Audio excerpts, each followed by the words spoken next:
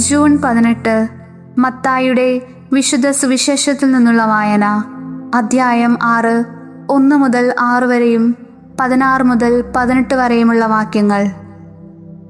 അക്കാലത്ത് യേശു തൻ്റെ ശിഷ്യന്മാരോട് അരുൾ ചെയ്തു, മറ്റുള്ളവരെ കാണിക്കാൻ വേണ്ടി അവരുടെ മുൻപിൽ വെച്ച് നിങ്ങളുടെ സത്കർമ്മങ്ങൾ അനുഷ്ഠിക്കാതിരിക്കാൻ സൂക്ഷിച്ചുകൊള്ളുവിൻ.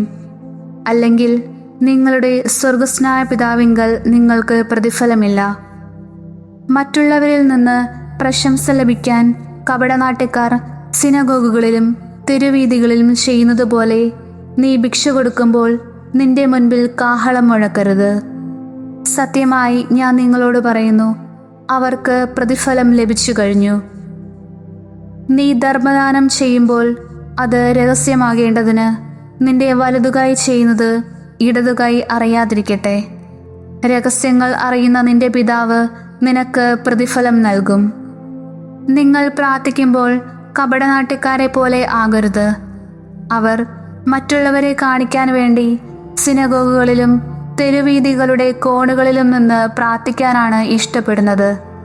സത്യമായി ഞാൻ നിങ്ങളോട് പറയുന്നു, അവർക്ക് പ്രതിഫലം ലഭിച്ചു കഴിഞ്ഞു. എന്നാൽ നീ പ്രാർത്ഥിക്കുമ്പോൾ നിന്റെ മുറിയിൽ കടന്ന് കതകടച്ച് രഹസ്യമായി നിന്റെ പിതാവിനോട് പ്രാർത്ഥിക്കുക. രഹസ്യങ്ങൾ അറിയുന്ന പിതാവ് നിനക്ക് പ്രതിഫലം നൽകും. നിങ്ങൾ ഉപവസിക്കുമ്പോൾ കപടനാട്യക്കാരെ പോലെ വിഷാദം ഭാവിക്കരുത്.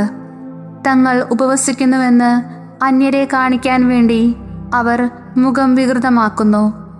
സത്യമായി ഞാൻ നിങ്ങളോട് പറയുന്നു, അവർക്ക് പ്രതിഫലം ലഭിച്ചു കഴിഞ്ഞു. എന്നാൽ നീ ഉപവസിക്കുന്നത് അദൃശ്യനായ പിതാവല്ലാതെ മറ്റാരും കാണാതിരിക്കുന്നതിന് ശിരസിൽ തൈലം പുരട്ടുകയും മുഖം കഴുകുകയും ചെയ്യുക.